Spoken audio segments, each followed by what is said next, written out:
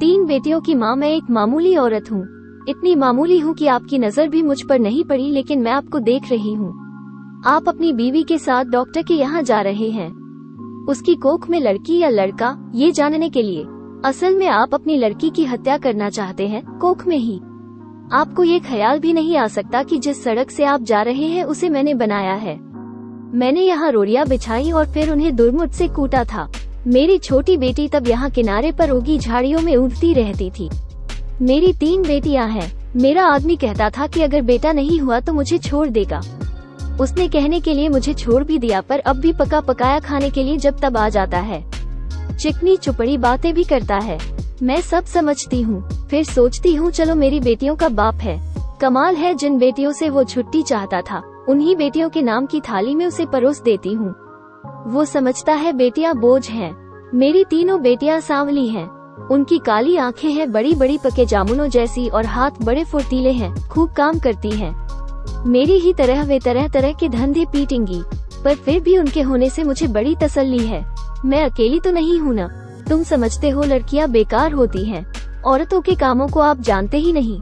अरे देखो, मैंने सड़क बनाई, धान की रोपाई की, कपास चुना, कपड़े की फैक्ट्री में रीलिंग की, आलू खोदे, 3 बेटियों को जन्म दिया, पाला पोसा। क्या मैं बेकार हूँ? ये जो तुम चाय पीते हो, इसकी पत्तियां भी लड़कियां ही चुनती हैं। और क्या क्या नहीं करती। इतने धंधे औरतें करती है कि गिनवाने मुश्किल। और तुम्हारा ये सूटर कोई 1 पौंड का होगा।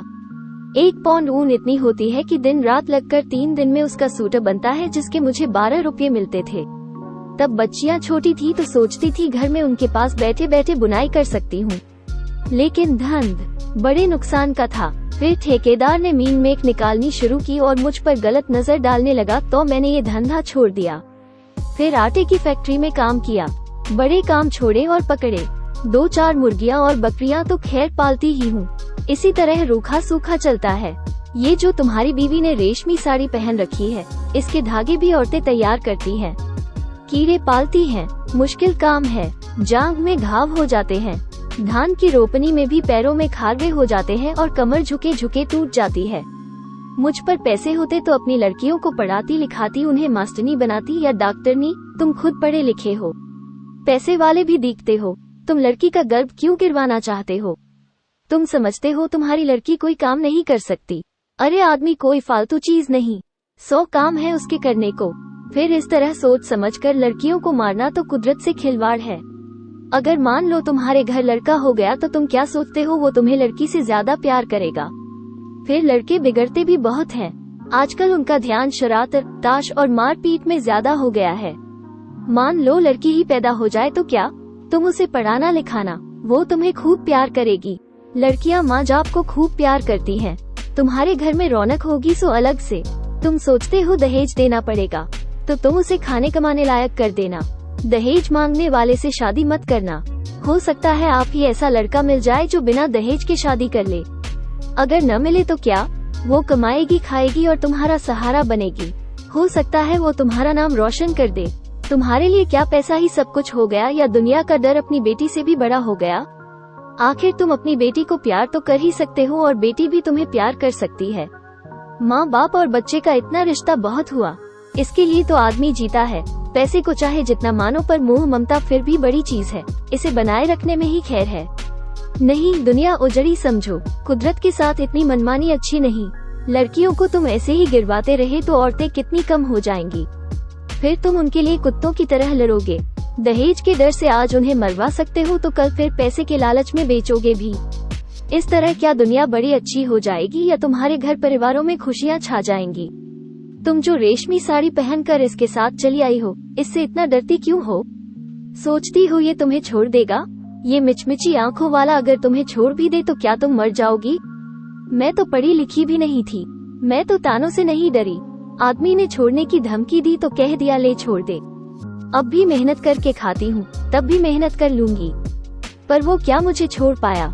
हम औरतें बड़े काम की हैं, हमें ये ऐसे ही थोड़े छोड़ सकते हैं। परिवार की जरूरत तो इन्हें भी है, नहीं तो हाफते हाफते मर जाएंगे। कोई पानी देने वाला भी नहीं मिलेगा। मैं तो कहती हूँ बेटी भी पैदा करो, दहेज भी मत दो और डरो भी मत। देखना दुनिया ऐसी ही चलेगी, इससे अच्छी चलेगी। दाब धौंस कुछ कम ही होगी। मेरी बेटी ने कढ़ाई सिलाई सीखी है, वो न होती तो फिर क्या था। मैं तो दुनिया में धंधा पीटती मर जाती। अब भी मेहनत करती हूँ पर मन में खुशी भी है। मेरी 3 लड़कियाँ खूब हुनर वाली हैं। कोयल जैसी आवाज है उनकी, सुने से थकान मिट जाती है। न करे कोई शादी अपनी जिंदगी भार बनाएगा, और जो शादी करेगा सो भाग्यवान होगा। चलती हूँ ये ठेकेदार आता दिखता है, आंखों से कम सूझने लगा है। ये जो लिबर्टी सिनेमा है न, इसे गिराना है। मालिक यहाँ पूरी बाजार भर दुकानें बनवाना चाहता है। यही मलबा धोने का काम करूँगी।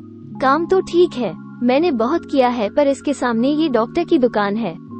यहाँ लड़का लड़की टेस्ट होता है बस। इसे देख देख के मन में बेचैनी बनी रहती है। घड़ी घड़ी तुम्हारे जैसों की सूरत देखनी पड़ेगी, हत्यारों की। बस कहीं और काम मिला तो ये जगह छोड़ दूंगी। देखूं तब तक तो यही काम करना पड़ेगा।